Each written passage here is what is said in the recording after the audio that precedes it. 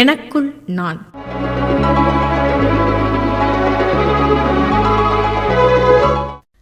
பண்பலை நேயர்கள் அனைவருக்கும் அன்பான வணக்கம். இது 102.3 பவத் பாரதி தமிழ் பண்பலை. மனங்களில் என்றென்றும் முழுமையான கொண்டாட்டம். அதே கொண்டாட்டத்தோடு மீண்டும் இணைகிறோம் நேயர்களே. இது எனக்குள் நான், தன்னை தனக்குள் தேடும் தருணம். இதோ காற்றோடு கலந்து உங்கள் காதோரமாய் சுகம் சேர்க்க காத்திருக்கிறது எனக்குள் நான்.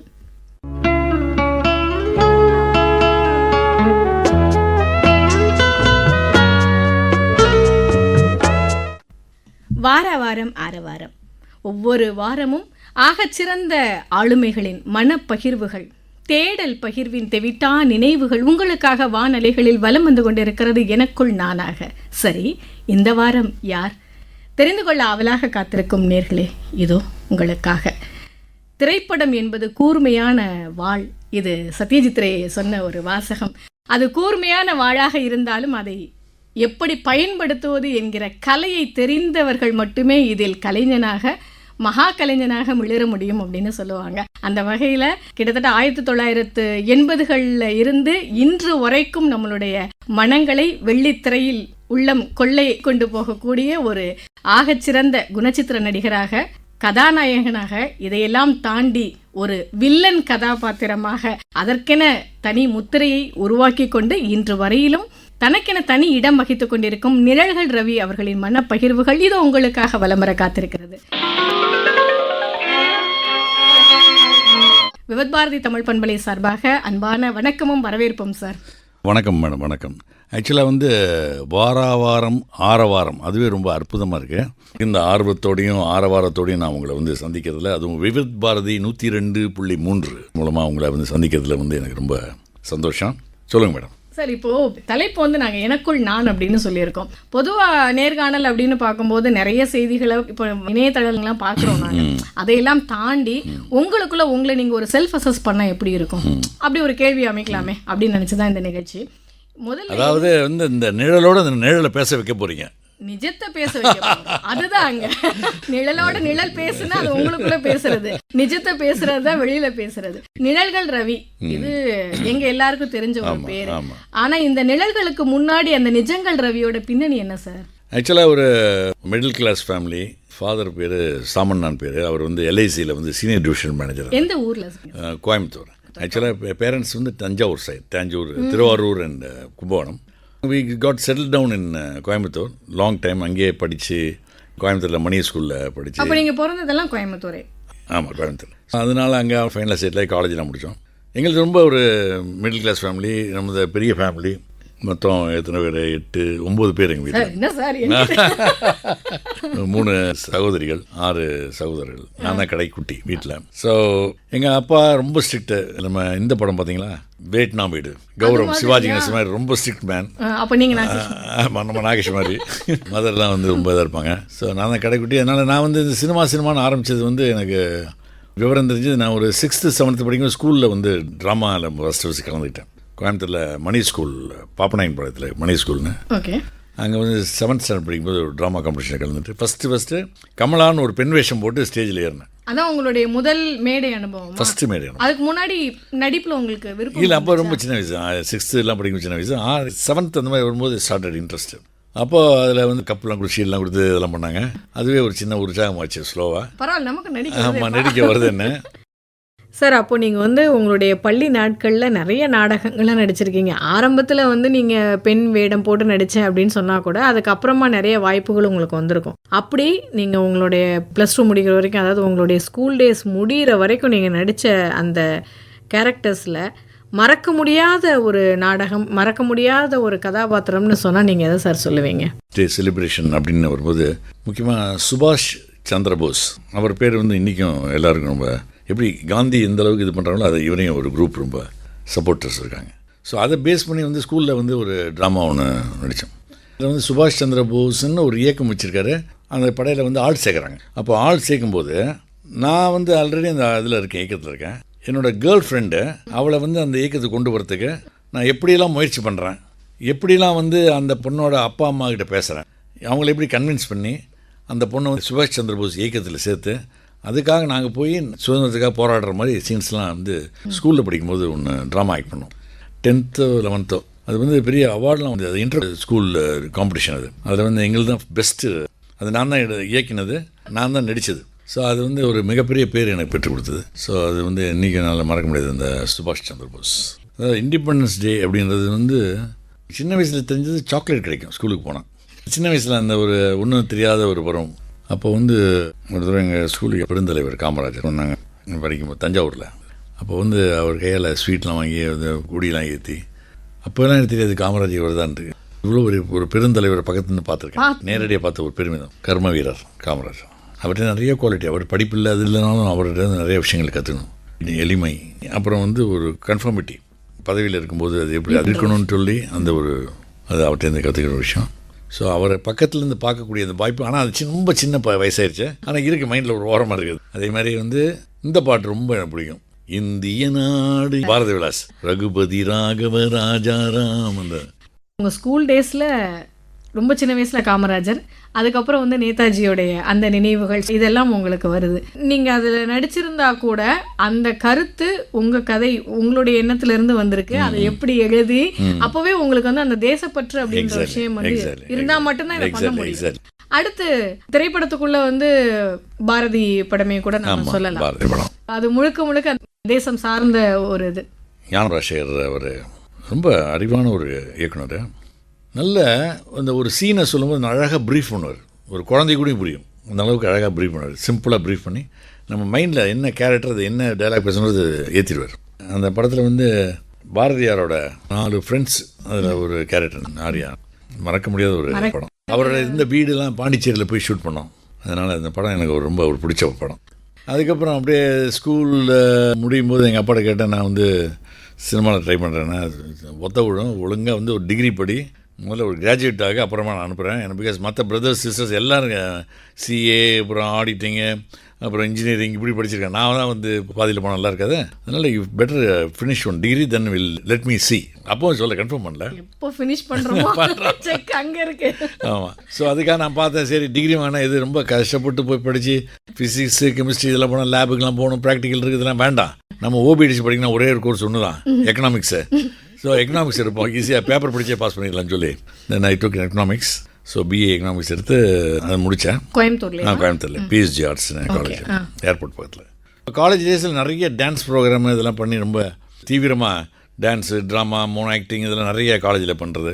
அப்புறம் ஃப்ரெண்ட்ஸ்லாம் உசுப்பேற்றி விட்டாங்க, பாஸ் நீ பார்க்குறதுக்கு அமிதாப் மாதிரி இருக்க மச்சான், ரொம்ப ராஜேஷ் கண்ணா மாதிரி இருக்க மச்சான் அப்படி இப்படின்னு சொல்லி உசுப்பேற்றி விட்டு அப்போயே பசங்கள்ட்டெல்லாம் வந்து அமிதாப் மாதிரிலாம் பேசி காட்டுறது. இந்தியே தெரியாது, ஆனால் ஹிந்தி தெரிஞ்ச மாதிரி அதை அப்படியே கொஞ்சம் மக்கப் பண்ணிட்டு வந்து பசங்கள்ட்ட கேன்டீனில் பேசி அப்போவே காலேஜ் கவுண்ட் பண்ணேக்கா குரோர்பதி வந்துருக்கு. ஆமாம் சரி அப்படி இன்னும் சே அமிதாப் மாதிரி இருக்கு மச்சான், சான்ஸே இல்லை மச்சான் அப்படின்னு இன்னும் ஏறிடும் பயங்கரமாக. ஸோ அப்படிலாம் இருந்து அமிதாப் பச்சன், சத்ருகன் சின்ஹா இதெல்லாம் பேஸ் வாய்ஸ். அப்புறம் இந்த கிஷோர் குமார் மாதிரி பாடி காட்டுறது இதெல்லாம் அப்போ ஹிந்தி மோகம். அப்போ வந்து இந்த 6வது நாளாக ரிலீஸ் ஆகி அப்போ வந்து பயங்கர ஹிந்தி படங்கள் ஓடின நேரம். பாடவும் செய்வீங்களா? இல்லை காலேஜில் அப்படியே பாடுறது உண்டு. ஏன்னா எங்களுக்கு அது தெரியாது இல்லையா, டப்பிங் தெரியும், பாடுறது தெரியாது இல்லை. அது பண்ணிவிட்டு அப்புறம் நான் போடுறேன் அப்படின்னோன்னு சரி ரொம்ப தான் கேட்குறேன் பையன் சொல்லி எங்கள் ஃபாதர் வந்து அனுப்பிச்சார். ஆனால் என்ன ஒரு கண்டிஷன் போட்டார்னா ஒரு 2 years டைம் தரேன், 2 yearsக்குள்ளே நீ வந்து ஆக்டிங் ப்ரொஃபஷனல் வரணும். அதாவது நீங்கள் டிகிரி முடிச்சதுக்கப்புறம் பர்மிஷன் உண்டு. அந்த பர்மிஷன் வந்து with a class 2 years time, 2 yearsக்குள்ளே போனால் இல்லைனா you had come back and join some government job ஒரு பேங்க் ஒரு சம்திங். ஒரு எல்லை போட்டு விட்டாங்க.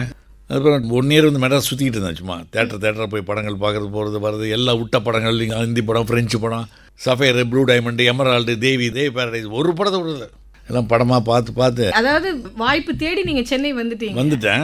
ஆனால் படங்களை பார்த்துட்ருக்கேன், படம் பார்த்துட்ருக்கேன். இந்த படம் இந்த மாதிரி எடுத்துக்கணும், இந்த மாதிரி நடிச்சுக்கணும், நானே செல்ஃப் அசஸ்மெண்ட்டு அதெல்லாம் பண்ணி அப்புறம் வந்து சரி பீம்சிங் சார் பார்க்கலாம். பீம்சிங் வந்து அப்போ வந்து ஒரு படம் பெரிய ஹிட்டு, ஸ்ரீகாந்தும் லக்ஷ்மி மேடம் நடித்த படம் ஒன்று, சில நேரங்களில் சில மனிதர்கள், பெரிய ஹிட்டு அது.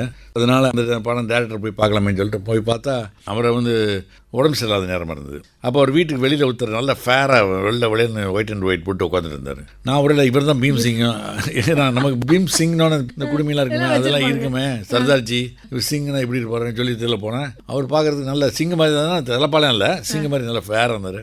போயிட்டு சார் வணக்கம் சார், நான் தான் என் பேர் Ravichandran, full name Ravichandran from Coimbatore sir, I'm interest in acting ஃபிலிம்னு. Anyway, I am not Bhim Singh. Bhim Singh is not well. He's inside. You go and meet Mr. Bhim Singh. My name is Teechand. I am a financial.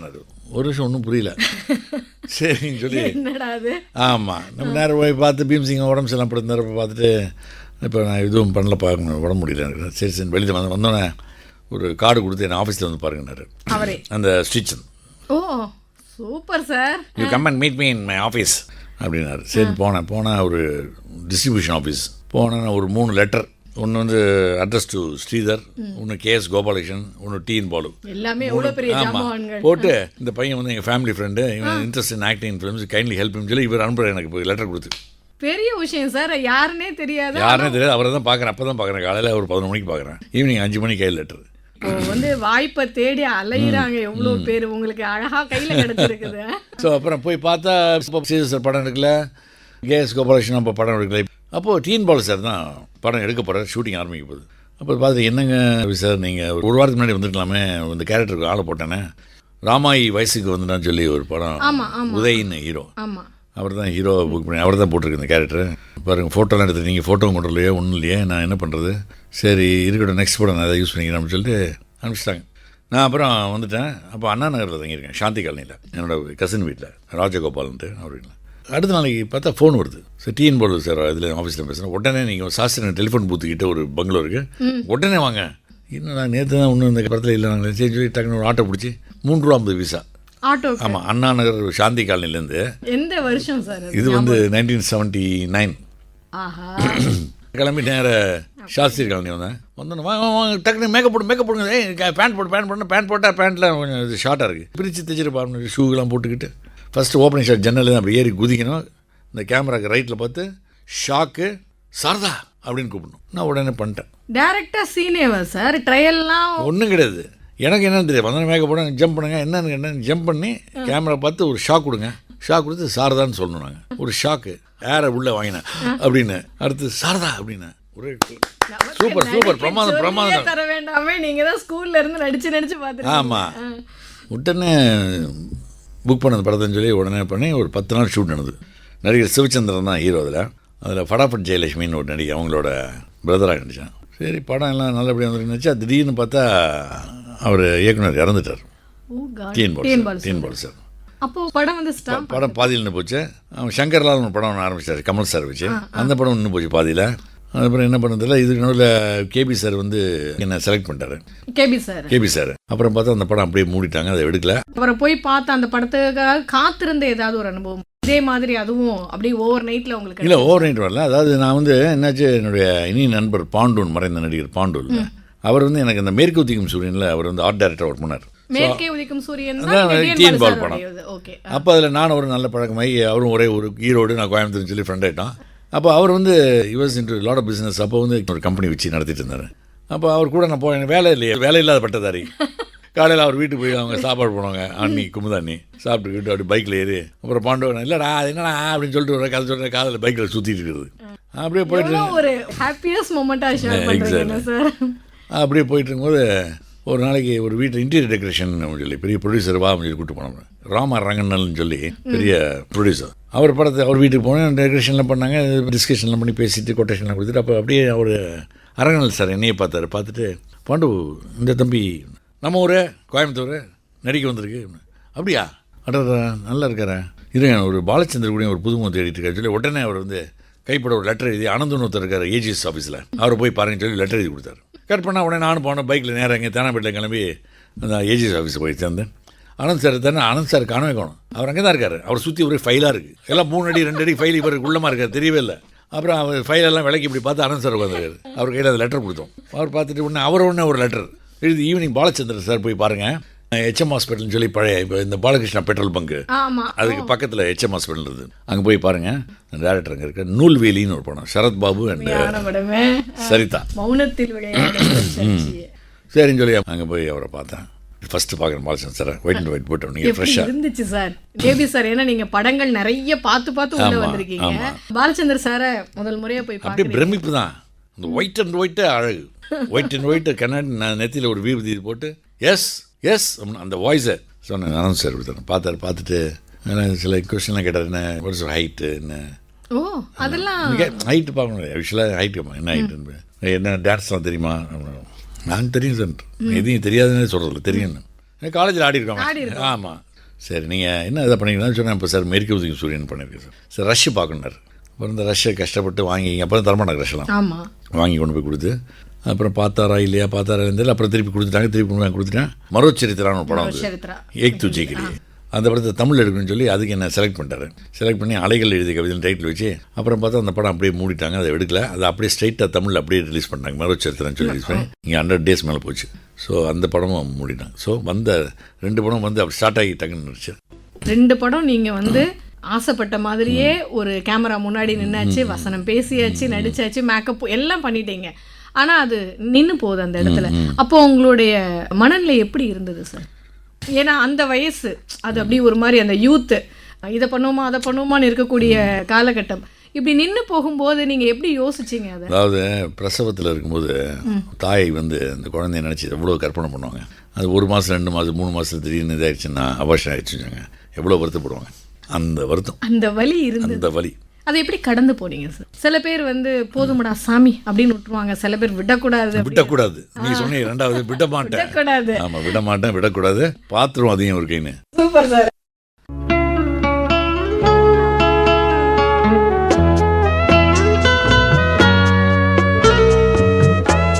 நூற்றி 2.3 விவத் பாரதி தமிழ் பண்பலையில் நேர்கள் இணைந்திருக்கும் இந்த நிகழ்ச்சி எனக்குள் நான், தன்னை தனக்குள் தேடும் தருணமாய்.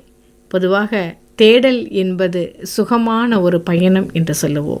அந்த சுகமான பயணத்திலும் தேடலில் கிடைத்த தெளிவுமாக பல்வேறு ஆளுமைகளின் மனப்பகிர்வுகள் உங்களுக்காக வலம் வந்து கொண்டிருக்கின்றன உங்கள் விவத் பாரதி தமிழ் பண்பலையில். இதோ இப்போதும் அப்படித்தான்.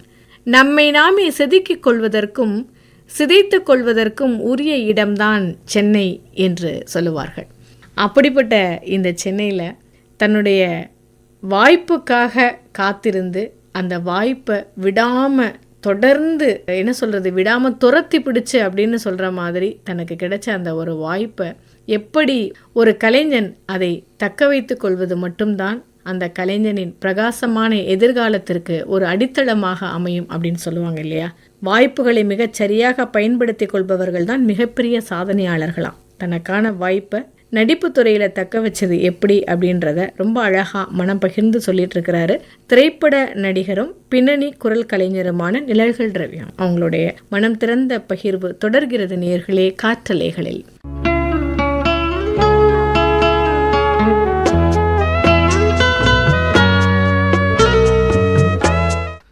எவ்வளோ ஒரு சுவாரஸ்யமான பகிர்வை கொடுத்துட்ருக்கீங்க, கேட்குறதுக்கே ரொம்ப ஆச்சரியமாக இருக்குது. ஏன் அப்படின்னா இப்போது நிறைய பேர் வந்து இந்த திரைப்படத்துறைக்குள்ளே வந்து அவங்களுடைய அந்த ஹிஸ்ட்ரி பற்றி கேட்கும்போதெல்லாம் சொல்லுவாங்க, நாங்கள் இப்படி வந்தோம், இவ்வளோ கஷ்டப்பட்டோம் அப்படின்லாம் பேசுகிறதெல்லாம் கேட்டிருக்கிறோம்.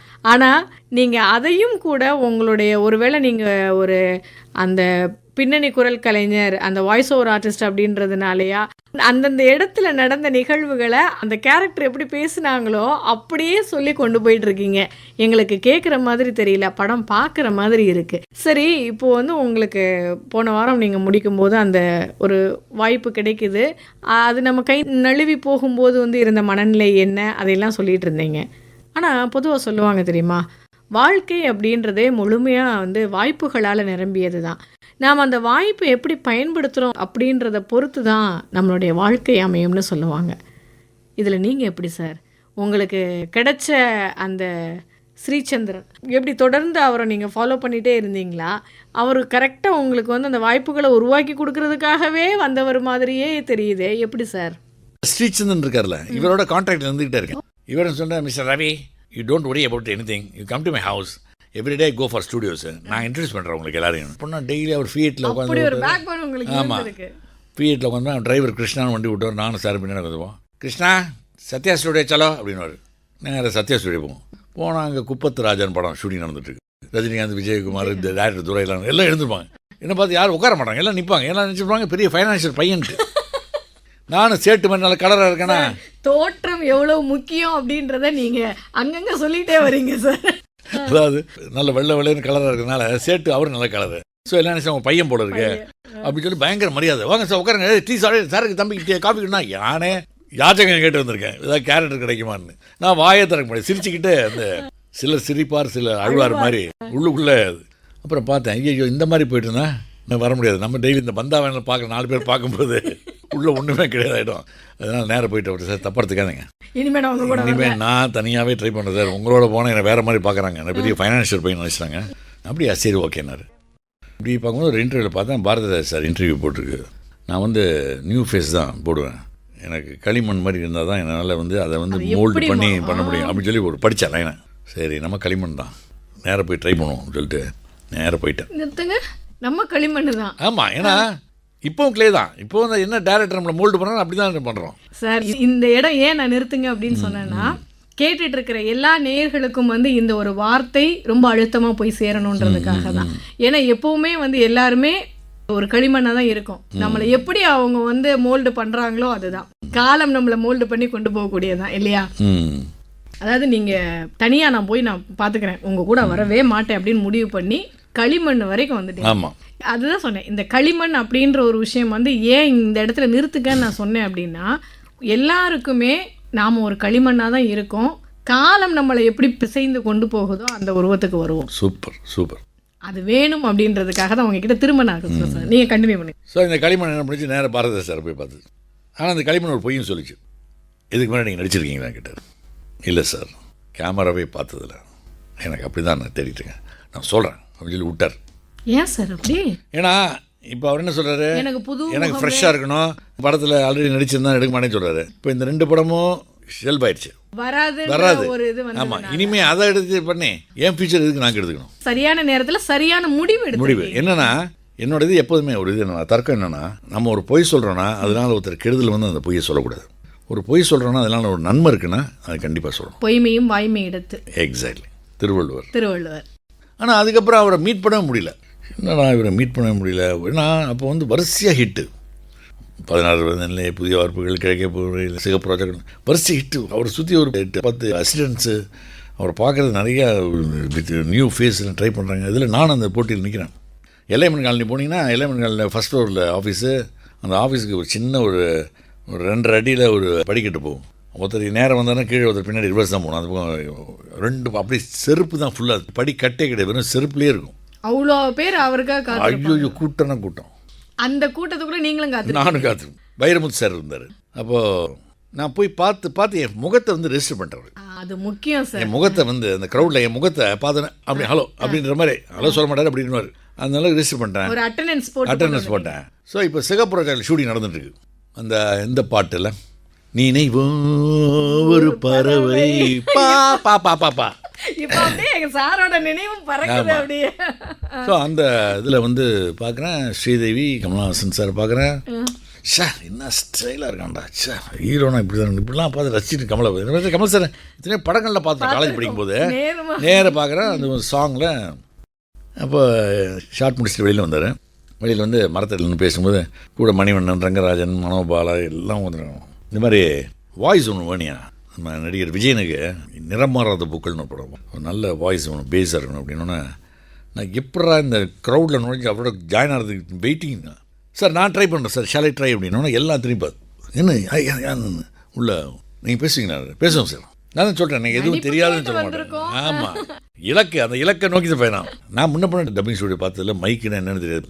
காலேஜில் ஸ்கூலில் பாடிக்கிறேன். ஆனால் அங்கே பேசி அந்த பழக்கம் இல்லை, அந்த ஒரு தைரியம் தான். பார்த்துருவோம் என்ன படிச்சு சார். சரி நாளைக்கு பிரசாத் போனால் பிரசாத் போனால் டைலாக் கொடுத்தா அப்போ லூப் சிஸ்டம் அப்போ வந்து எனக்கு அது தெரியாது, லூப் சிஸ்டம் கம்ப்யூட்டர்லாம் ஒன்றுமே தெரியாத, இளம் கன்று பயமறியாது மாதிரி. ஆமாம், உடனே பேசினேன் டைலாக்.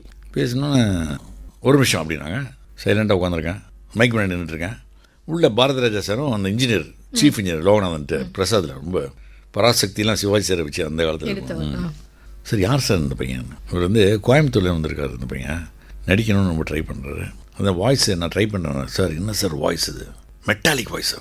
எனக்கு காதில் எனக்கு மெட்டாலிக் வாய்ஸா, என்னடா மெட்டாலிக்கா அப்படின்னா அப்படின்னு யோசிக்கிறேன். சூப்பராக சார் வாய்ஸ், நல்ல பேஸு, மேண்டி வாய்ஸு, பளிச்சுன்னு இருக்குது. பரவாயில்லையா, நம்ம குரல் இவ்வளோ விஷயமா, நம்ம குரலை பற்றி நம்மளுக்கு தெரியாது. அது ஒரு பெரிய ஒரு எக்ஸ்பீரியன்ஸ்டு ஒரு சவுண்ட் இன்ஜினியர் வந்து நம்மளுக்கு சர்டிஃபிகேட் கொடுக்குறாரு அவர்கிட்ட. சரி சார் கட் பண்ண பேசினேன்.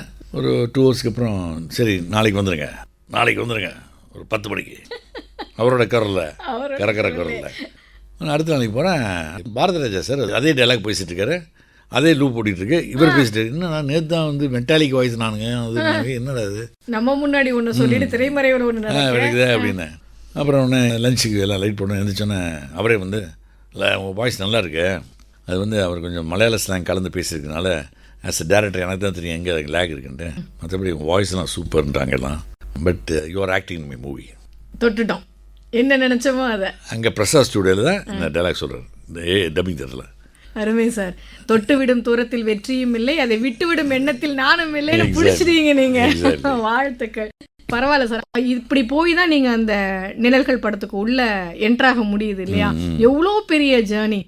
இப்போ என்னாச்சு, இவர் ஆக்டிங் நான் ஃபோட்டோ மட்டும் எடுக்கணும், அது ஒரு படித்து முடிச்சுட்டு கிராஜுவேட்டு வேலை இல்லாமல் இருக்கணும் நினச்சி மனசில் நினச்சி ஆமாம் சார் இப்போ கூட வேலை இல்லாமல் தான் இருக்கேன் கிராஜுவேட்டு அப்படின்னாரு. உடனே மனோபாலா இங்கே மீட் பண்ணாத, நீ ரூமுக்கு வந்துடு, நாங்கள் உனக்கு ஐடியா தரோம். ரூம் போனோன்னா அவனோட ஜிப்பாலாம் போட்டு ஒரு கேமரா வச்சு அந்த மயிலாப்பூரில் அந்த தென்னை மரம்லாம் இருக்குங்க உட்கார வச்சு சும்மா இப்படி பாரு அப்படி பாரு கோவமாக பாரு புக்கை பாரு இது பாரு சிரி அப்படின்னு பட்ட ஃபோட்டோ எடுத்து இதை நான் எடுத்தேன்னு சொல்லிடாத, இது கொண்டு போய் டேரக்டர் காட்டணும், கொண்டு போய் காட்டணும். ரொம்ப ஹாப்பி. ஏன்னா அதை நான் படத்தில் இந்த கேரக்டர் இப்படின்னு நினச்சி எப்படியா பண்ணார், நீங்கள் தான் சார் சொன்னீங்க ஒரு வேலை இல்லாத பட்டதாரி, அதனால ஐடியா பண்ணேன் சார் நான் சொல்லி அந்த படம் கன்ஃபார்ம் ஆயிடுச்சு. Super sir. அப்போ நாங்கள் பார்த்து முதல்ல அப்படியே நீங்கள் சொன்ன மாதிரி பூங்கதவே தாழ்த்தர வாயின்னு எப்படி நாங்கள் வந்து பாடலை பார்க்குறோம், இப்படி ஹீரோவை பார்க்குறோம், அந்த சீனில் இருக்கக்கூடிய அதெல்லாம் சே என்னம்மா ஒரு சீன் வச்சுருக்காருப்பா டேரக்டர் தான் இல்லையா? ஆனால் அந்த இடத்துக்கு வர்றதுக்கு உங்களுடைய பயணம் இவ்வளோ தடைகளை தாண்டி வந்திருக்கு. இப்போ குழந்தைங்கள்லேருந்து பெரியவங்க வரைக்கும் நிறைய பேர் வந்து இதை கேட்டுட்டு இருப்பாங்க. எல்லாருக்குமே என்ன ஒரு விஷயம் போய் சேரணும் அப்படின்னு சொன்னால் எந்த ஒரு வெற்றியும் அவ்வளோ எளிதில் கிடைத்துறாரு. இல்லை அதான் நினச்சிப்போம். இப்போ நம்ம கஷ்டப்படும் போது இப்போ கோயம்புத்தூரில் படிக்கும்போது எங்கள் அம்மா வந்து கையில் பாலை கொடுப்பாங்க, காஃபி கொடுப்பாங்க, இது சாப்பிட வாடான்னுவாங்க. வேணாமா இப்போ ஒன்றும் வேணாமா அப்படின்னு. இல்லைடா கொஞ்சம் சாப்பிட்றா வயத்தை காயப்படாதுன்னு சொல்லி இப்படிலாம் ரொம்ப இது பண்ணுவாங்க. இங்கே வந்து மெட்ராஸில் வந்து ரூமில் இருப்பாங்க, யாருமே இருக்க மாட்டாங்க சாப்பிட்றதுக்கு. இங்கேருந்து கிளம்பி டு கோ அவுட் வாக் பண்ணி போகணும், ஹோட்டலில் ஒரே கொசு வேர்வை வெயில், ஃபேன் போட்டால் மேலே நான் தங்கி இந்த ரூம் மேலே ஆஸ்பெஸ்டர் ஷீட்டு தாங்க முடியல. அப்புறம் நினச்சிப்பேன் நைட்டு எழுந்து உட்காந்து எதுக்கிட்ட உனக்கு தேவையாடா, என்ன திரை உலகம் வந்து நீ இல்லைன்னா துடிச்சு போயிடுமா நின்று போயிடுமா, என்ன எதுக்காக கோயம்புத்தூர் வந்து நீ கஷ்டப்படுற, யாருக்கு கஷ்டப்படுற, உன் பிரதர்ஸ் எல்லாம் ஹாப்பியாக இருக்காங்க அப்படின்னு மைண்டு சொல்லும். அப்படிலாம் நீங்கள் யோசிச்சிருக்கீங்க? மைண்டு சொல்லும் மைண்டு. அப்புறம் திரும்பி படுத்துருவோம். ஐயோ நான் விட மாட்டேன் எப்பவுமே ஒன்று சொல்லுவாங்க தெரியுமா சார், மூளைக்கும் மனசுக்கும் வந்து ஒரு போராட்டம் இப்படிலாம் இருந்தது. அப்புறம் அது வந்து கொஞ்சம் வந்ததுக்கப்புறம் திரும்பி பார்த்தா ஒரு சந்தோஷம். நிச்சயமா. அன்னைக்கு நீங்க வேணான்னு பெட்டி கட்டிட்டு கோயம்புத்தூர் போயிருந்தீங்க, இன்னைக்கு நாங்க பார்த்த இவ்வளோ பெரிய ஒரு இமாலய வெற்றி வந்து கிடைச்சிருக்காரு இல்லையா? அந்த நிஜங்கள் ரவியோடைய பின்னணியை ரொம்ப அழகா அதுதான் ஒரு கோர்வையா கொடுத்துருக்கீங்க பாருங்க. நீங்க ஒரு கலைஞன் அப்படின்ற ஒரு இதை வந்து ரொம்ப அழகா எங்கேயுமே ஒரு லேக் இல்லாம ஒரு படம் பார்த்த ஒரு உணர்வு நீங்க கொடுத்துருக்கீங்க. அப்படியே அதான் எங்களுக்கு வந்து ஒரு திரைப்படத்தை கண்ணு முன்னாடி கொண்டு வந்த மாதிரி நீங்க கொடுத்துருக்கீங்க சார். இப்போ யார மாதிரி நடிக்கணும்னு நீங்க ஏதாவது யோசிச்சிருக்கீங்களா? இல்லை எனக்கு இதுதான் அப்படின்ற மாதிரி ஒரு ஃபீல் உண்டா? ஏன்னா எப்பவுமே ஒரு ரோல் மாடல் நம்ம வச்சிருப்போம். இல்லை நான் வந்து ரோல் மாடல்னு பார்த்தீங்கன்னா சிவாஜி சார் தான் படங்கள் விரும்பி பார்த்து ஒரு டைலாக் பேசுகிற ஸ்டைலு, கிளாரிட்டி, எங்கே இறக்கணும் எங்கே டைலாக் ஏற்றணும், அஸ்கியா பேசணும் எல்லாம் அவர்கிட்ட தான் கற்றுக்கிட்டேன். அப்படிலாம் நீங்கள் முயற்சி பண்ணி பார்த்துருக்கீங்க? அதில் முயற்சி பண்ணியிருக்கோம். அது வந்து காலேஜ் படிக்கும்போது அவர் படங்களை பார்த்துட்டு வசந்தமாளி டைலாக் பேசுகிறது எல்லாம் பண்ணியிருக்கோம். பட் ரியலாக ஷூட்டிங்கில் அவர் கூட நடிக்கும்போது பார்த்து மிரண்டு போயிட்டேன். வாழ்க்கை, ஊருமுறவும், நெஞ்சங் நிறைய படங்கள் அவரோட நிறைய ஒரு 12-14 படம் பண்ணியிருக்கீங்க. அப்போது நீங்கள் இவர் மாதிரி இவர் படங்களில் வந்து பார்த்து ரசித்து நாம் வந்து வசனங்கள்லாம் பேசி பார்த்துருக்கோம். இன்னைக்கு இவர் கூடவே நடிக்கணும். ஐயோ அது வந்து நினச்சே பார்க்க முடியல. சரி சார், நிறைய கதாபாத்திரங்கள் நீங்கள் பண்ணியிருக்கீங்க. தொடக்கத்திலே சொன்ன மாதிரி குணச்சித்திரமா, கதாநாயகனா, வில்லன் கதாபாத்திரம் எல்லாமே நீங்கள் பண்ணியிருக்கீங்க. இப்போது நீங்கள் இந்த கதாபாத்திரங்களை தேர்ந்தெடுக்கிறதுல நீங்கள் எப்படி பார்ப்பீங்க சார்? இல்லை வாய்ப்புகள் வர்றதை பொறுத்தா? இல்லை பீனிங்கில் வந்து வாய்ப்புகள் வரதை பொறுத்து போயிட்டு இருந்தது. எதனாலுமே பீனிங்கில் நிழல்கள் வந்து எதிர்பார்த்த அளவுக்கு பெரிய கமர்ஷியல் ஹிட்டால படம் ஓடிச்சு தவிர. அதுக்கப்புறம் ஒரு சின்ன ஒரு கேப், ஒரு 2 இயர்ஸ் கேப் ஆயிடுச்சு. 80 ரிலீஸ் ஆச்சு, 81, 82 பெருசாக படங்கள் வந்து இருந்தது. ஆனால் பெருசாக மனசுக்கு நமக்கு நினைக்கிறோம். அப்போ வந்து மலையாள திரை உலகம் வந்து கூப்பிட்டு போகிறாங்க, மலையாள படத்தில் கூப்பிட்டு போகிறாங்க. ஃபஸ்ட்டு சிப்பின்னு ஒரு படம், அந்த படத்தில் நான், ரகுவரன், ரோஹிணி 3 பேரும் நடித்தோம். அது கம்ப்ளீட் அலப்பின்னு சொல்லி இந்த பேக் வாட்டர் கிட்ட அது வந்து ஜேசஸ் சாங்ஸு மொத்தம் ஒரு 7 சாங்ஸு. நான் ஹீரோ பண்ணேன், ரகுவரன் வில்லனு. அது மாதிரி படம் மிகப்பெரிய ஹிட். ஸோ அது என்ன ஆச்சு, அதுக்கப்புறம் தொடர்ந்து மலையாள படங்கள் வர ஆரம்பிச்சிச்சு. நிறைய மலையாள படங்கள் 25-30 மலையாள படங்கள் வரிசையாக கண்டினியூஸாக பண்ணோம். மீன மாசத்திலே சூரியன், இடநாழியில் ஒரு கால வச்சு ஆரம்பிச்சு நிறைய படம். டிஃப்ரெண்ட் கேரக்டர்ஸ் டிஃப்ரெண்ட்டாக செதுக்க ஆரம்பித்தாங்க. என்ன அந்த கேரக்டர்ஸ் தான் நான் கேட்குறேன். அந்த கேரக்டர்ஸ் வந்து அது முதல்ல நான் பெருசாக அதெல்லாம் பார்க்கல. நமக்கு என்ன நல்ல டேரக்டராக நல்ல அதான் பார்த்துட்டு இருந்தேன். எது கொடுத்தாலும் பண்ண. ஆமாம், எது கொடுத்தா ஒரு நல்ல கேரக்டர் பண்ணோம். ஆனால் அப்புறம் நல்ல கேரக்டர் தான் வந்துருந்தேன், எல்லாம் பண்ணிட்டு.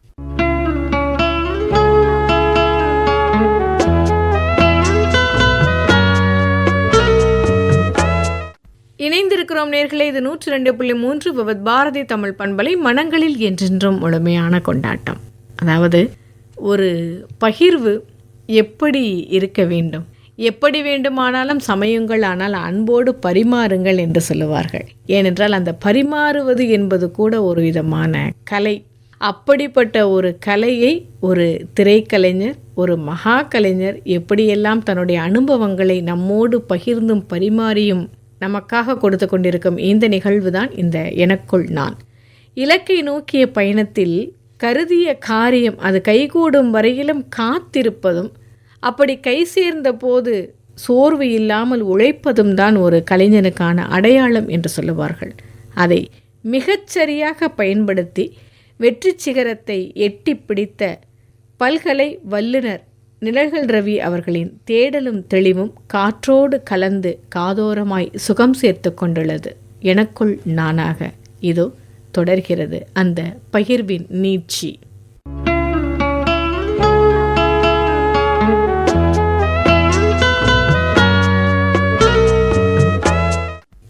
அப்போ இப்போ பாரதி ராஜா சார் திரும்பி எனக்கு கூப்பிடுறாரு. மண்வாசனை ஆசிரியர் கேரக்டர். ஆமாம், அதில் வந்து சொன்னார், இது மாதிரி நான் உன்னை ஹீரோ பண்ணிட்டு திரும்ப வந்து உனக்கு வந்து செகண்ட் ஹீரோ கேரக்டர் ரோல் மாதிரி இருக்குன்னு நினைக்காத, இது நீ பண்ண நல்லாயிருக்கும் அப்படின்னு சொன்னோம். அப்போ எங்கள் அண்ணன் சுந்தரராஜன் இருக்கார், அவர் பேங்க்கில் ஒர்க் பண்ணுறாரு. அவர் சொன்னார், ரவி இதெல்லாம் யோசிக்காத, ஹீரோ தான் பண்ணுவேன் வெயிட் பண்ணிட்டு இருந்தேன்னா பேக்ரவுண்ட் யாரும் இல்லை நமக்கு, நீ வெயிட் பண்ணியிருந்தேன்னா வெயிட் பண்ணு, ஒன்றும் தைரியமாக வெயிட் பண்ணு, இல்லைன்னா கிடைக்கிறத பயன்படுது. You want to become an actor, வந்தாச்சு ஆக்ட் பண்ணு, your duty is to act in films, நல்ல கேரக்டர்ஸ் பண்ணணும். சரி, அதுவும் கரெக்டாக தான் இருந்தது. சரி சொல்லி அந்த படம் நல்ல அட்வைஸ். ஏன்னா நம்மளுக்கு யாராவது என்ன 24 வயசு 25 வயசு நமக்கு ஒன்றும் தெரியாது. அப்போ வந்து அந்த படம் பண்ணேன். அதில் ஒரு அருமையான வைரமுத்தோட டைலாக்ஸ். அந்த கிராமத்து நுழைவாயிலே நான் அவளை சொல்லவில்லை, அவள் கூந்தலை சொல்லுகிறேன். கிளி வந்து கொத்திச் செல்லாத அத்திப்பழங்கள், நான் அவள் இதழ்களை சொல்லுகிறேன். பளிங்கு தரையில் அள்ளி இறைத்த வெள்ளிக்காசுகள், நான் அவள் சிரிப்பை சொல்கிறேன். இப்படி சொல்லி ரொம்ப அற்புதமான அந்த வைரமுத்து சாரோட இதில் லிரிக்ஸை வந்து பேசி 83 நடித்த ஒரு டைலாக் எனக்கு வைரமுத்து ரொம்ப பிடிக்கும். அந்த டைலாக்லாம் பேசி கம்ப்ளீட் தேனியில் எடுத்தாங்க, ஹை ஸ்பீடில் ஷார்ட்லாம் வச்சு, மறக்கவே முடியாது. அதில் தான் ஃபஸ்ட்டு ரேவதி பார்க்குறாங்க, அந்த பொண்ணு பாண்டியன் ரேவதி, நியூ ஃபேஸு ரேவதிலாம் இவ்வளோ மெனக்கெட்டு டப்பிங் பேசுவோம். முதல் படத்துலேயே மெனக்கெட்டு, எனக்கே பெரிய ஆச்சரியம்.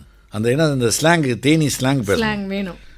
வளைஞ்சது பூரா சென்னை சிட்டி. ஸோ அந்த முதல்ல அதை உள்வாங்கி பேசுறதே சிரமம். அதனால தான் இன்னைக்கு மறக்க முடியாத ஒரு நடிகர். நிச்சயமா சார்.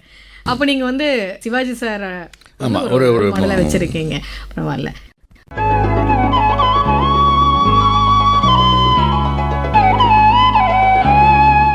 உங்களுடைய நடிப்பை நாங்கள் பார்த்துட்டு நல்லா இருக்குன்னு சொல்கிறோம், விமர்சனங்கள் வெளியிலேருந்து வர்றது, உங்கள் டேரக்டர்ஸ்டேருந்து வர்றது, சக நடிகர்கள்ட்ட இருந்து வர்றது, அதெல்லாம் வேறு, அதெல்லாம் விட்டுருங்க.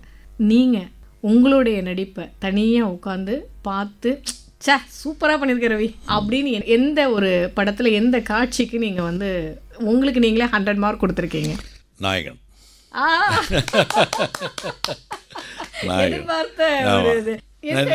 அந்த வெத்தலை போடுறது. ஆமாம், ஏன்னா அந்த படம் பண்ணும்போது எனக்கு மனசில் பெருசாக படலை. ஏன்னா வந்து மொத்தமாக ஒரு 15 நாள் வாங்கினாங்க. அதில் மேக்ஸிமம் ஒர்க் பண்ணியிருந்தால் ஒரு 5 நாள் தான் இருக்கும். அதில் சின்சியராக ஒர்க் பண்ணியிருந்தால் ஒரு 2 நாள் தான் இருக்கும். அதில் ரொம்ப மனசு பயந்து அன்றைக்கி இந்த கேரக்டர் பண்ணணுமே அப்படின்னு சொல்லி அவசரமாக நடித்தது அந்த ஒரு சீன் தான். மேக்ஸை பார்த்தா என்னடா பெருசாக பண்ணியிருக்கோம்னு சொல்லிட்டு அப்படி வந்து ப்ரீவியூ உட்காந்து பார்க்குறேன்.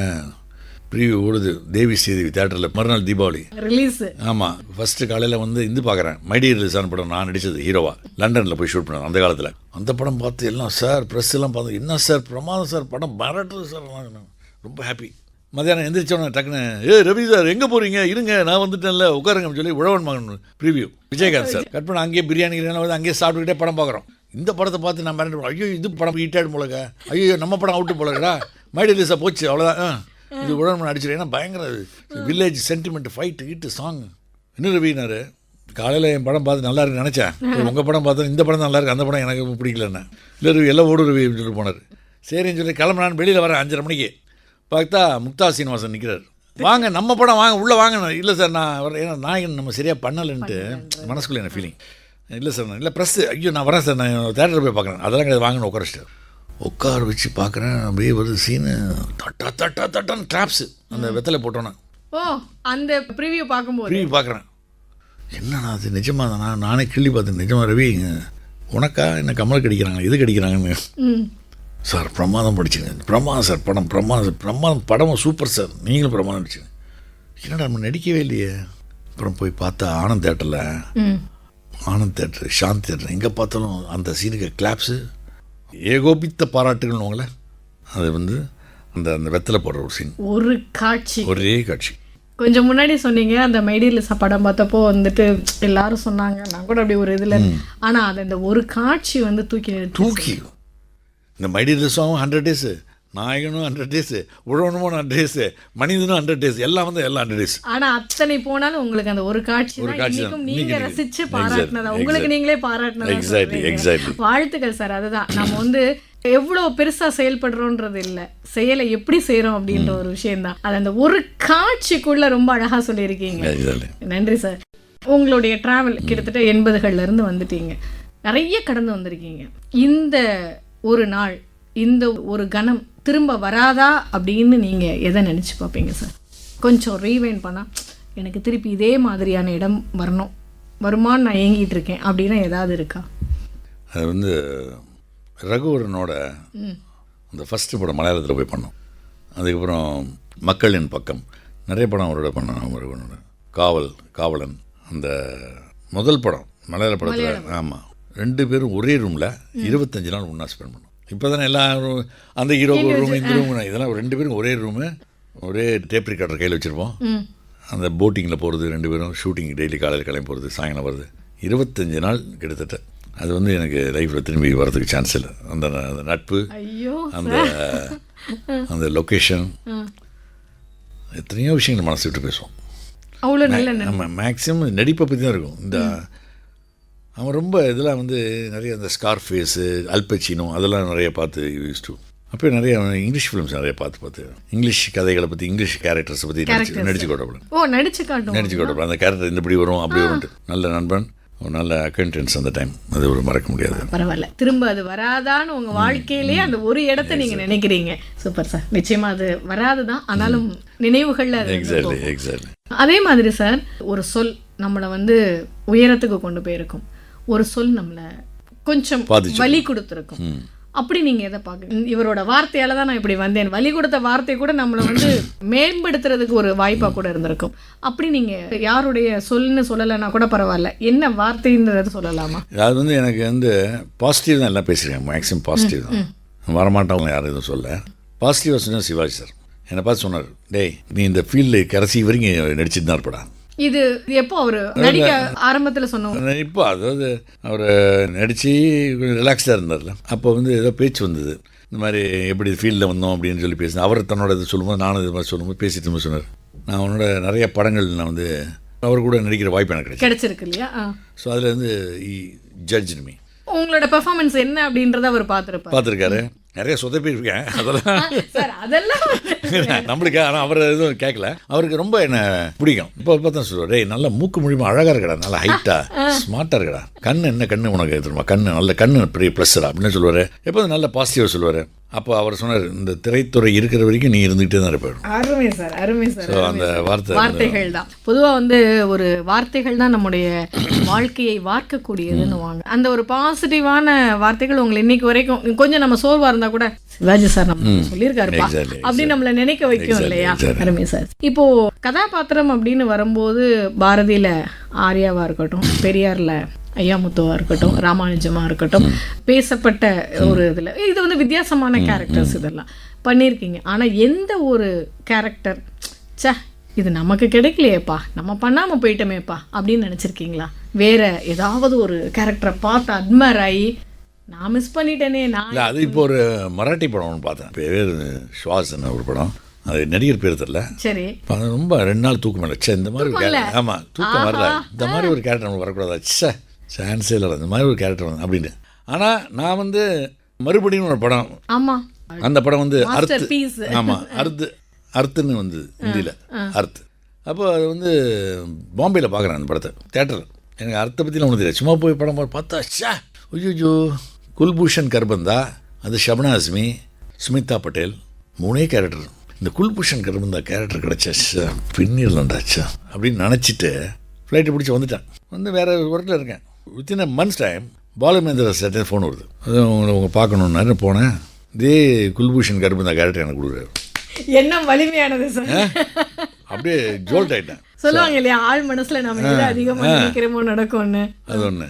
அப்புறம் இந்த டிஸ்கோ டான்ஸர் படம் பார்க்குறேன். இங்கே அலங்கர் தேட்டரில் ஓடிட்டு இருக்கு. ஐ ஆம் அ டிஸ்கோ டான்ஸர். பார்த்தா அதில் வந்து சரி நம்ம இந்த மாதிரி டிஸ்கோ மித்தின் மாதிரிலாம் ஆட முடியாது, அது இன்னொரு வில்லன் இருக்காரு, இந்த கேரக்டர் கிடைச்சா பின்னிடலாம்டா அப்படின்னு நினச்சேன். பார்த்தா அதே படம் பாடுமான மணி எடுத்தார், கேஆர் எடுத்தார். அந்த படத்தில் அதே கேரக்டர் எனக்கு. சரி, இதெல்லாம் சில இன்ட்யூஷன் மாதிரி இது மனசில் நினச்சா நடக்குது. ஆனால் இந்த ரொம்ப வருத்தி நம்ம கஷ்டப்பட்டு அதை நடித்தது வந்து ராமானுஜர் படம், கணிதமேதை ராமானுஜர். அதுக்காக மொட்டையெல்லாம் அடித்தேன். அந்த படத்துக்காக மொட்டை அடித்து. ஏன்னா ரொம்ப ஞானம் ராஜசேகர் வந்து ரொம்ப நல்ல டைரக்டர், நைஸ் மேன். அவர் வந்து ரொம்ப மெனக்கெட்டு இந்த கேரக்டர்ஸ்லாம் உருவாக்கி, அது எப்படி இந்த ராமானுஜர் கேரக்டருக்காக அவர் எப்படி எவ்வளோ கஷ்டப்பட்டிருப்பா எனக்கு தான் தெரியும். அப்போ நீங்கள் வந்து கொஞ்சம் சிரமம் எடுத்து மெனக்கெட்டு படமா அது? ஓ, பரவாயில்ல சார், நல்ல பேர் வந்து. ஏன்னா நிறைய எல்லா கேரக்டர்ஸும் பண்ணக்கூடிய நீங்களே வந்து அதை நான் மெனக்கெட்டு பண்ண சிரமப்பட்டு பண்ணேன் அப்படின்னா உண்மையிலேயே இயக்குனருக்கு தான். பொதுவாக சொல்லுவாங்க, வெற்றி பெறணும் அப்படின்ற ஆசை நம்மளுடைய மனசு முழுக்க இருந்தாலும் எனக்கெல்லாம் வெற்றி கிடைக்காதுப்பா அப்படின்ற ஒரு சின்ன ஒரு எதிர்மறை எண்ணம் மனசுக்குள்ளே யாருக்கு இருக்கோ அவங்களுக்கு நிச்சயமாக வெற்றி கிடைக்காது அப்படின்னு சொல்லுவாங்க. ஆனால் எப்போவுமே வந்து நிச்சயம் எனக்கு இந்த செயலில் வெற்றி கிடைக்கும் அப்படின்னு உறுதியாக நினைக்கிறவங்களுக்கு அந்த வெற்றியை அடையக்கூடிய வாய்ப்புகளும் அதற்கான வழிகளும் திறந்தே இருக்கும் அப்படின்னு சொல்லுவாங்க. அப்படி தான் எனக்கு எல்லாமே பாசிட்டிவாகவே இருந்ததுங்க அப்படின்னு சொல்லி தனக்கு நேர்மறையான சிந்தனையும் தன்னை சுற்றி இருக்கிறவங்க சொன்ன நேர்மறையான வார்த்தைகளையும் தன்னுடைய வாழ்க்கையில் ரொம்ப அழகாக பயன்படுத்தி ஒரு நல்ல இடத்துக்கு தன்னை வளர்த்து கொண்ட அவருடைய பகிர்வு தொடர்ந்து வலம் வந்துட்டுருக்குது. நம்ம கேட்கலாம். சந்தோஷத்தை பற்றி சொல்லும்போது எப்போவுமே சந்தோஷத்தை பற்றியே நினையுங்கள், சந்தோஷமாக இருப்பதை வழக்கமாக ஏற்படுத்தி கொள்ளுங்கள், சந்தோஷத்தை நம்புங்கள், பழக்கத்தின் மூலமாக சந்தோஷத்தை நிலைநிறுத்துங்கள், அது அனைவருக்கும் சந்தோஷத்தை கொடுக்கும் அப்படின்னு சொல்கிறாரு நார்மன் வின்சென்ட் பீல் என்கின்ற அறிஞர். அவர் சொன்ன மாதிரி அந்த மகிழ்ச்சியை தானும் அனுபவித்து பிறருக்கும் அனுபவிக்க கொடுத்து கொண்டிருக்கும் கலைஞர். ஏன் அப்படின்னு சொன்னால், திரைத்துறையில் பல ஆண்டுகளாக குணச்சித்திர நடிகர், வில்லன் கதாபாத்திரம், நகைச்சுவை நடிகர், இப்படி ஒவ்வொரு தனக்கு கொடுக்கப்பட்ட அத்துணை கதாபாத்திரங்களையும் மிகச்சிறப்பாக ரசித்து அதை வந்து உள்வாங்கி ஆத்மார்த்தமாக தன்னுடைய நடிப்பை கொடுத்து அதன் மூலமாக நம்ம எல்லாருடைய பாராட்டுக்களையும் பெற்றுக்கொண்டிருக்கும் அந்த ஆகச்சிறந்த திரைக்கலைஞரின் பகிர்வு. அடுத்து வந்து இப்போ இந்த வெள்ளித்திரைக்குள்ளே எப்படி அப்படின்றத பற்றி பேசலாம். இதே இதில் அப்படியே நீங்கள் வாங்க, வெள்ளித்திரையிலேருந்து கொஞ்சம் சின்னத்திரை பக்கம் போகும். எனக்கெல்லாம் ரொம்ப பிடிச்ச ஒரு விஷயம் வந்து ரயில் ஸ்நேகம் இல்லையா? அந்த பீரியடில் அது வந்து ஒரு எல்லார் வீடுகள்லேயும் அந்த நேரம் தொடர்ந்து இந்த ரயில் ஸ்நேகம் பாடல் மட்டுமே போய்கிட்டு இருக்கும். முடிவும் இல்லாதது அது ஒன்று. இந்த வீணைக்கு தெரியாது இதை வீணைக்கு தெரியாது இதை செய்தவர் யார் என்று அப்படின்னு அந்த பாட்டு, அருமையான பாட்டு.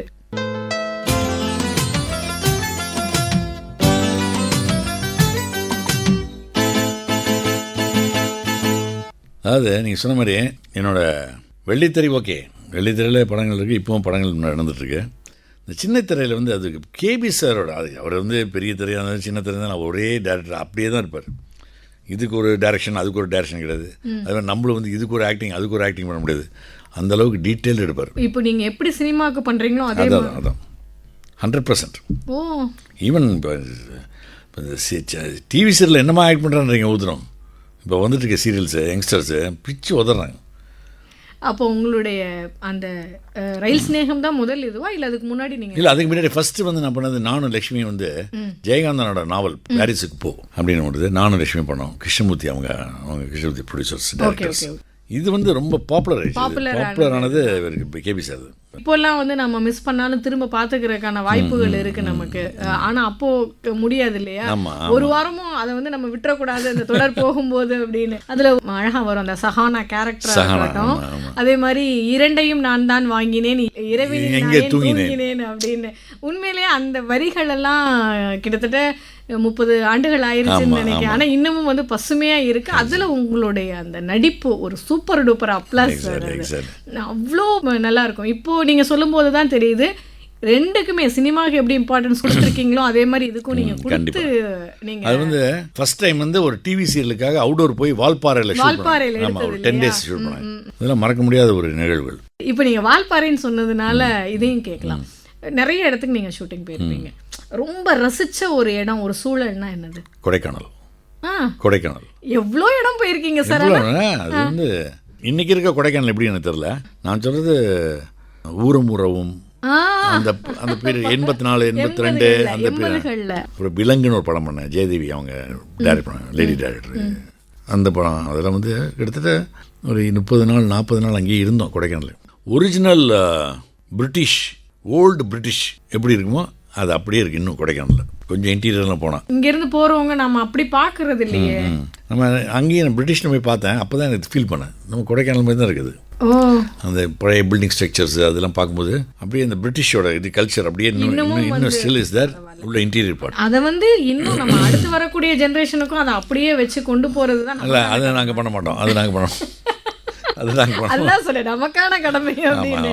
ஏன்னா நம்ம பண்ணணும் இல்லையா? இப்போ நீங்க பார்த்துட்டு வந்து சொல்றீங்க, இப்போ என்னை மாதிரி பார்க்காதவங்கலாம் அடுத்த ட்ரிப்பு அங்கதான் அப்படின்னு பிளான் பண்றோம் இல்லையா? அது மாதிரி என் பிள்ளைங்களும் பார்க்கணும் இல்லையா? அதுக்கு நாம வந்து அதை விட்டுட்டு போகணும் அப்படின்னு சொல்லு. நன்றி சார்.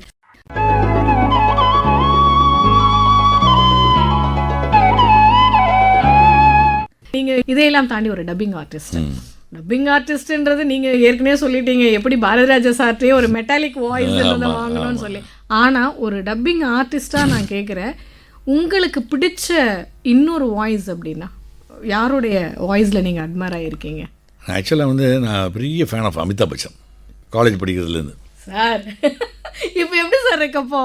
அதான் எனக்கு ஆச்சரியம், என்னடா காலேஜ் ஃப்ரெண்ட்ஸுக்கிட்ட போய் பேசி காட்டுறது, அப்படியே சான்ஸே இல்லை, ஐயோ அப்படின்வானுங்க. அந்த ஊக்கம் தான் விளையாட்டு அமிதாப் மாதிரிலாம் பேசுகிறது, ஸ்டேஜில் ஏறி பேசுகிறது, பயோ பேனோ அப்படின்னு தான் பேசுவேன். அப்புறம் நிறைய அந்த ஹிந்தியில் வந்து பினாக்கா கீத் மாலான்னு சொல்லி ஒரு ஹிந்தி லாங்குவேஜ் நீங்கள் எப்போ? ஹிந்தி லாங்குவேஜ் நான் கற்றுக்கவே முடியாமல் போச்சு கடைசி வரைக்கும். நானும் போய் எங்கெங்கெல்லாம் அலைஞ்சேன், சரியாக ரூட் கிடைக்கல. அது அப்படியே போச்சு, அப்படியே ஹிந்தியில் நடிச்சுட்டு தான் இருக்கு. அது வேறு விஷயம். நடிக்கிறது இல்லை சார். இல்லை, ஸ்லாங் வந்து நான் ரஹ்மான்லாம் ஒரு படத்தில் ஷூட்டிங் இருக்கோம், ஃபோன் வருது, சார் கொஞ்சம் ஆஃபீஸ் வர முடியும் சார், நான் நாராயண் பேசுகிறேன் 7 சேனல்லேருந்து, ஒரு 5 minutes நீங்கள் எத்தனை மணி முடியும் ஷூட்டிங்? நான் என்ன ஒரு 5-5:30 மணி முடிஞ்சு அப்படி போகும்போது அப்படியே ஆஃபீஸ் பக்கம் தான், வீடு பக்கத்தில் போனால் ஸ்க்ரீனில் அமிதாப் பச்சன் ஷூட் பண்ணிக்கிறாரு. ஒரு கையில் பேப்பர் கொடுத்து 4 லைன் சார் பேசுங்க அப்படின்னாரு. இது என்ன சார்? இல்லை, எனக்காக பேசுங்க. இந்த உங்களுக்காக பேசுங்க, எனக்காக பேசுங்கண்ணே. சரி, நம்ம எனக்குள் நான் தானே கொண்டு வர்றீங்க, சரி எனக்குள் நான் சொல்லி அப்படி ஸ்டேஜ் பார்த்து 4 லைன், வெல்கம், குட் ஈவினிங், வணக்கம், சஸ்ரேகால், ஆதாப், கௌன் பனேகா குரோர்பதி. ஓகே சார், எடுத்து போயிட்டாங்க. பார்த்தா நைட் 11 மணிக்கு ஃபோன், இது வந்து அமிதாப் உங்களை தான் பண்ணிட்டாரு. இவங்க என்ன பண்ணியிருக்காங்க, ஒரு 450-460 வாய்ஸ் இங்கே செலக்ட் பண்ணி அனுப்பிச்சிருக்காங்க. எல்லாமே ரிஜெக்ட் ஆகிடுச்சு. சரி, அப்புறம் நான் பண்ணுவேனா மாட்டேனா, நான் ஒத்து பண்ண மாட்டேனான்னு சொல்லி ஒரு நாராயண சார் இருக்குது ஒரு கவலை. அப்புறம் நான் பேசினோன்னே அது அமிதாப் சொல்லி அமிதாப் உடனே கால்ட் அப் ஃப்ரம் பாம்பே. அப்போ வந்து மழை, சரியான மழை இங்கே பாம்பேயில். ஃபோன் பண்ணி நான் தான் பேசணும், நீங்கள் தான் வாய்ஸ் அப்படி இருக்கு கேட்டேன்லாம் சொல்லி பாராட்டினார். ஆனால் என்ன பண்ணிட்டாங்க, பாம்பேயில் வந்து மழை, பயங்கர மழை, எடிட்டிங் தேட்டர், டப்பிங் தேட்டருக்கு உள்ளெல்லாம் தண்ணி வந்துருச்சு, எதுவும் ஒர்க்கே நடக்கலை. இப்போ வந்து ப்ரோக்ராம் வந்து டிவியில் சச் அண்ட் சச் டேட் போட்டாங்க, கௌன் பனேகா குரோர்பதி வருதுன்னு. இப்போ அது டப் பண்ணி ஆகணும். ஸோ என்ன பண்ணுறது, எடுத்த ரஷ்ஷை பூரா டப் பண்ணிட்டாங்க மொத்தமாக எல்லாத்துக்கும். டேக் 5, டேக் 17, டேக் 10 இந்த மாதிரி. முதுகு வளைச்சு போச்சு எனக்கு. ஏன்னா அந்த மாதிரி நான் டப்பிங்கே பண்ணதில்லை. நம்ம ஏதோ ஒரு என்னமோ டப்பிங் தான் பண்ணுவோம், இந்த மாதிரி எதிர்பார்க்கலையா. போய் பேச என்ன ஆயிடுச்சு, அப்படியே ரொம்ப ஈஸியாக ஒரே நாளில் கம்ப்ளீட்டாக டீட்டெயில் பிடிச்சேன். ஸோ இங்கே தான் இப்படி ஏற்றுறாரு, இங்கே தான் அவர் இறக்குவார், இந்த இடத்துல அஸ்கியாக பேசுவார் தெரிஞ்சு போச்சு. அப்புறம் வாய்ஸை வச்சு அப்படியே மாடல் பண்ணி அந்த ஆக்டர்னால நம்மளுக்கு தெரியும். ஸோ அது பேசி அது வந்து கிட்டத்தட்ட 84 எபிசோட்ஸு, மிகப்பெரிய வெற்றி. மிகப்பெரிய வெற்றி. அதுக்கப்புறம் வந்து அதில் நிறையா இதுக்கெல்லாம் வாய்ஸ் கொடுத்தாங்க. மனசே ரிலாக்ஸ் ப்ளீஸ்ன்னு சொல்லி சுதுபோதானது, அது நல்ல பயங்கர ரீச்சு ஹெச்எம்பி. அதுக்கப்புறம் பொம்மலாட்டம் சொல்லி ஒரு படம், நானா பட்டேகர், பாரதிராஜா சார், அதுக்கும் நம்ம நானா பட்டேகர் என் வாய்ஸ் தான். கனவு மெய்ப்பட்டதுன்ற மாதிரி காலேஜ் டேஸ்ல அப்படி விளையாட்டா பண்ணின ஒரு விஷயத்த இன்னைக்கு வந்து ஒட்டுமொத்த ரசிகர்களும் திரும்பி பார்க்குற மாதிரி அந்த வாய்ஸை நீங்க கொடுத்துருக்கீங்க. இதுதான் ஒரு எண்ணம் நம்ம மனசுக்குள்ள விதையா விழுந்துருச்சு அப்படின்னு சொன்னா அதை எப்போ நம்ம உரு போட்டுக்கிட்டே இருக்க என்னைக்கு அது வந்து நடக்கும்ன்றத உங்க வாழ்க்கையில நடந்த விஷயங்கள் மூலமா நான் இது வந்து எனக்கு வந்து இந்த கேஜிஎஃப் வந்து பெரிய அல்டிமேட் லிஃப்ட் கொடுத்து, பெரிய விஷயம், பெரிய லிஃப்ட் கொடுத்து. கண்டிப்பா சார். நான் அது எதிர்பார்க்கல. ஆனால் படம் டப் பண்ணும்போதே தெரிஞ்சு போச்சு இந்த படம் ஓட போகுதுன்னு மைண்டு சொல்லிடுச்சு எனக்கு. பச்சி சொன்ன மாதிரி. ஆமாம், படம் வந்து பெரிய ஹிட். அவர் இன்ஜினியர் போன்னு சொல்லுவார், சார் நீங்கள் சொன்னால் அப்படியே நடக்குது. ஆனால் என் வாய்ஸ் இந்த அளவுக்கு ரீச் ஆகும்னு சொல்லி இன்றைக்கி 2K கிட்ஸ் பூரா சார் கேஜிஎஃப்னு காயம்பட்ட சிங்கத்தோட மூச்சு காத்து அந்த மாதிரி எவ்வளோ தூரத்துக்கு ரெஃப்ளெக்ஷன் இருக்கு அப்படின்னு. நிறைய இல்லத்தனம் அப்படின்றது வந்து உங்களுடைய கதாபாத்திரங்களில் கொடுத்துருக்கீங்க, அது நான் இது சொல்லலை. ஆனால் அந்த ஒரு கேரக்டருக்குள்ளே எப்போ வர ஆரம்பிச்சிங்க சார் வில்லன் கதாபாத்திரம் அப்படின்றது? வில்லன் கதாபாத்திரம் ஏன்னா நீங்கள் நடிகராக நடிக்கிறீங்க, துணை நடிகராக வர்றீங்க, அதெல்லாம் தாண்டி வில்லன்னு ஒரு இடத்துக்கு கொண்டு வர்றாங்க. இது டோட்டலி டிஃபர் ஆகும். அப்போ மனசளவில் நீங்கள் அதை எப்படி ஏற்றுக்கிட்டீங்க, அதுக்கு எப்படி ப்ரிப்பேர் ஆனீங்க முதல்ல? இல்லை, வில்லனில் என்ன ஒரு பெரிய ப்ளஸ் அப்படின்னா உங்களுக்கு வந்து லிமிட்டே கிடையாது, நீங்கள் எப்படி வேணாலும் ஆக்ட் பண்ணலாம். எக்ஸ்ட்ரீமில் தான் பண்ணணும்னு ஒரு கதாநாயகன், ஒரு அப்பா கேரக்டர்னா அவங்களுக்கு இதுதான் இவ்வளோ, இதுக்கு மேலே அவங்க அப்பா கேரக்டர் பேச முடியாது. ஒரு கோவக்காரன் அப்பா, இல்லை வந்து நல்ல ஹாசியமான அப்பா, இப்படி தான் இருக்கும். ஆனால் வில்லனில் வந்து அவன் கோவக்காரன் இருப்பான், திடீர்னு சைக்கோ பிஹேவ் பண்ணுவான். அப்படின்ற போது என்ன வேணாலும் நீ கேன் டூ எனிதிங். வில்லனை வந்து நம்ம கிரியேட் பண்ணுறோம். எந்த அளவுக்கு ஆடியன்ஸை இரிட்டேட் பண்ணுறதா மெயின்.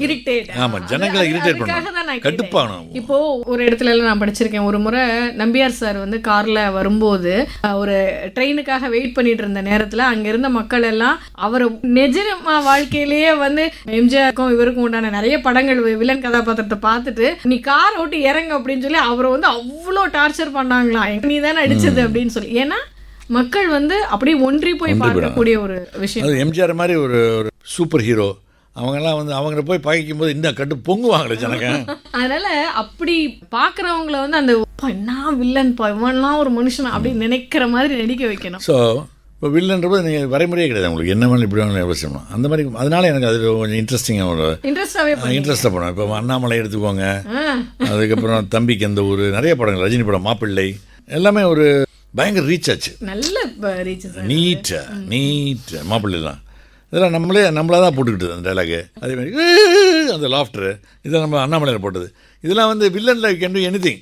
ஒரு ஹீரோ போய் இப்படி சிரிச்சாச்சுவாங்க, ஏன்னா அப்படி மாதிரி சிரிக்கிறாங்க. ஸோ அதனால் இப்போ 3வது கண்ணு ஒரு படம் பண்ணேன் சரத்குமாரோட. ஸோ அதெல்லாம் வந்து ஒரு வில்லனுக்கு ஹீரோ படத்தில் அவன் மெயின் கேரக்டர். ஸோ அப்போ நிறைய ஸ்கோப் ஆஃப் ஆக்டிங். அதனால் லவ் டு ஏதாவது ஒரு காட்சி ஒரு வில்லன் கதாபாத்திரத்தில் நடித்து எல்லாம் முடிச்சிட்டிங்க, படம்லாம் வந்துருச்சு, எல்லாம் பார்த்துட்டீங்க, இல்லை அந்த ஷூட்டு முடிச்சுட்டு வந்த அன்னைக்கு எப்போவாது நீங்கள் வந்து வருத்தப்பட்டிருக்கீங்களா? ஐயோ நம்ம இவ்வளோ கொடூரமாக ரசிச்சு நடிக்கிறது, நினச்சி ராத்திரி படுத்துட்டு அதோட பயங்கர கிளாப்ஸ் தான் கிடைக்கும். இப்போ முன்னதான் நீங்கள் சொல்கிறது நம்பியார் சாமி நடிக்கும்போது அப்போல்லாம் திட்டுவாங்க ஜனங்க. இப்போ ஜனங்களுக்கு வந்து எல்லாம் தெரிஞ்சு போச்சு, இதெல்லாம் வந்து ஒரு ஆக்டிங். So they appreciate. இது பயங்கர வில்லன். சரி, வில்லன்லேயே இப்போ இன்னைக்கு பிரகாஷ் ராஜுக்கு இவ்வளோ பெரிய பேர் வைக்கணும்னா அவர் நடிப்பு தான். ஸோ அது வந்து இன்ட்ரெஸ்டாக ஜனங்களுக்கு அந்த இன்ட்ரெஸ்ட் கொடுக்குது. So enjoy that. நீங்கள் ரசிக்க தான் செஞ்சுருக்கீங்க. சரி சார், பொதுவாக இந்த துறைக்கு, திரைப்படத்துறைக்கு இது வந்ததுனால அப்படின்னு ஒரு பெருமிதமாக ஆசைப்பட்டு தான் நீங்கள் வந்திருக்கீங்க. எப்போ வந்து நீங்கள் ரொம்ப பெருமிதப்பட்டிருக்கீங்க இந்த துறைக்கு வந்ததில்? என்னைக்காவது சொன்னீங்கல்ல, ஏண்டாப்பா பேசாமல் ஊருக்கு போயிடலான்னு ஒரு நேரம் நினச்சேன், அது வாய்ப்பு கிடைக்கும் முன்னாடி கிடைச்சி இந்த ட்ராவலில் ஏன் நம்ம இதுக்குள்ளே வந்தோம் சே அப்படின்னு சலிப்பு வந்திருக்கா? ஒரு நாள் கூட ஒரு நாள் வந்தது. அதாவது உண்மையிலே இந்த நடிகனாக வர்றதுக்கு ஒரு கொடுப்பனன்னு தான் சொல்கிறேன். ஆண்டவனோட இது எல்லாராலையும் முடியாதுப்பா.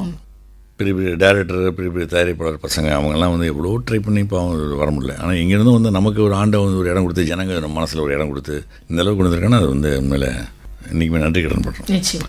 நான் ரொம்ப விரும்பினேன், அதே மாதிரி ஒரு ஆண்டவன் எனக்கு ஒரு பொசிஷன் கொடுத்தான். மேபி நான் வந்து ஹீரோவாக வரணும்னு நினச்சது இல்லை, ஆனால் கேரக்டர் ரோல் பண்ணேன், அது பண்ணேன், ஹீரோவும் பண்ணேன், வில்லனு பண்ணேன், ஓகே எல்லாமே எவ்ரிதிங் கொலாஜ்.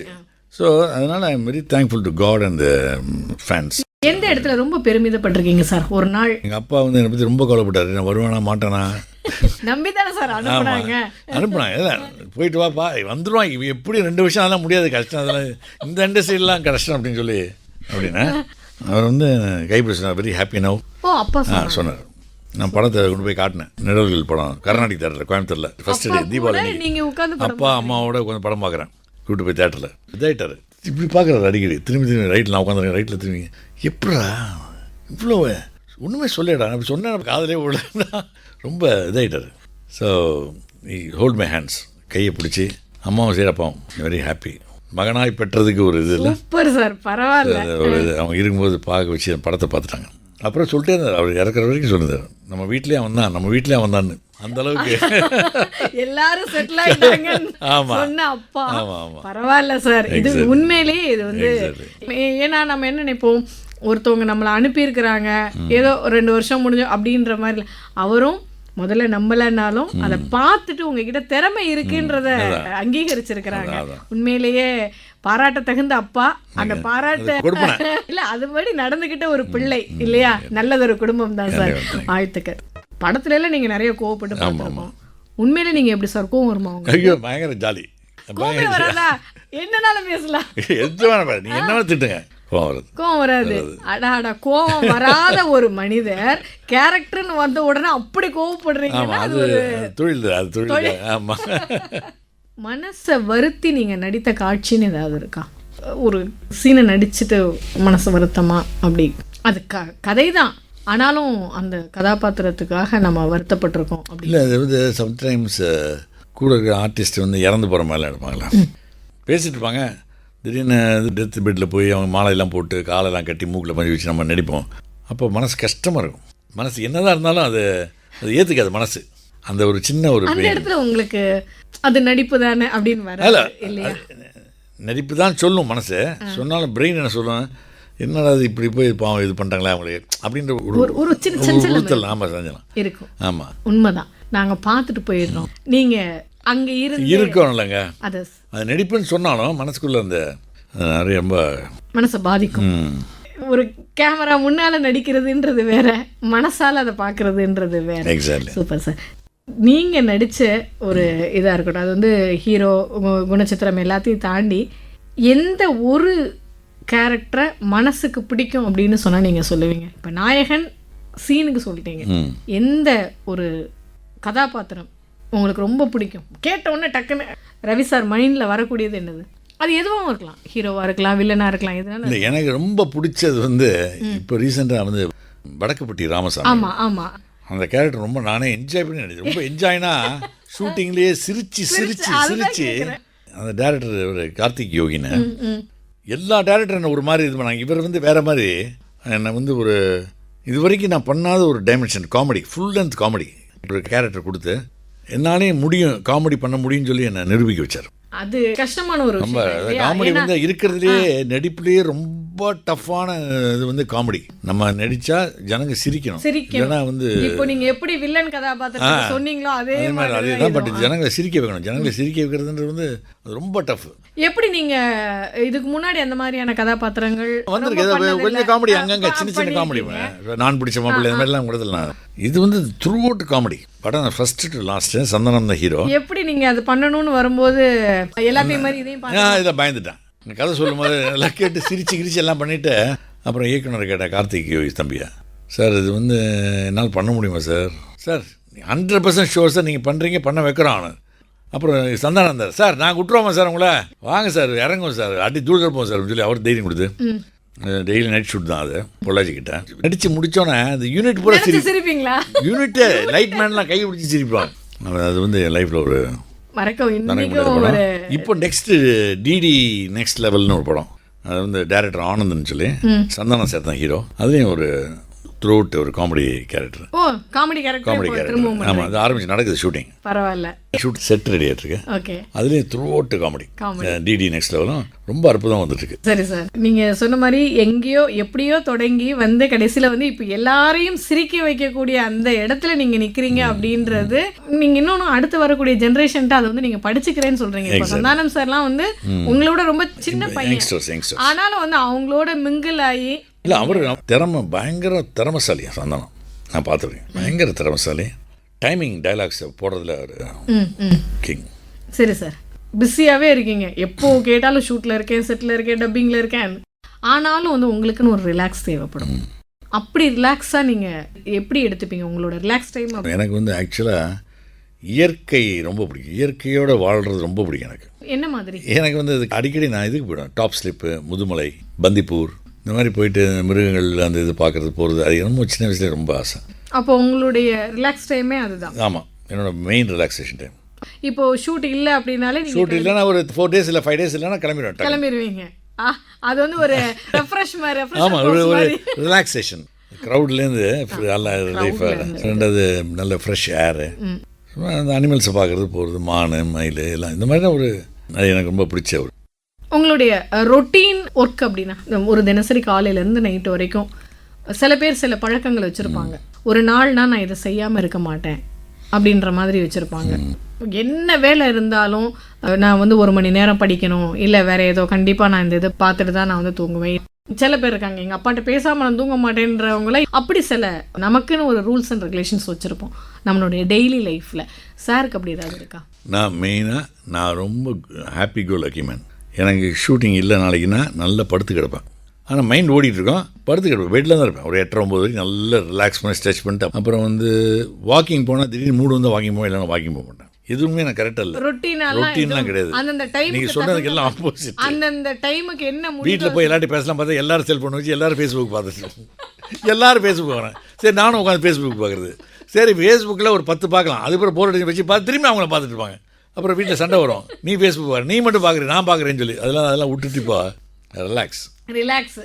நமக்கு நாமே தான் ரிலாக்ஸ். எனக்குள் நான் அடிக்கடி வந்து நீங்க நிகழ்ச்சியை ஞாபகப்படுத்திட்டே இருக்கீங்களே சார். ரொம்ப அழகான ஒரு பகிர்வு, பேச்சில் இருந்த அந்த ஒரு உற்சாகம், அந்த உற்சாகம் தான் எப்பவுமே நம்ம கிட்ட இருந்தா நம்மளை சுத்தி இருக்கிறவங்களையும் வந்து தொத்திக்கும் அப்படின்னு சொல்லுவாங்க. தொடங்கியது போலவே இன்னும் அழகாக தொடரட்டும் உங்களது இந்த பயணம் அப்படின்ற வாழ்த்துக்களோட இந்த நிகழ்ச்சிக்கு நன்றி சார்.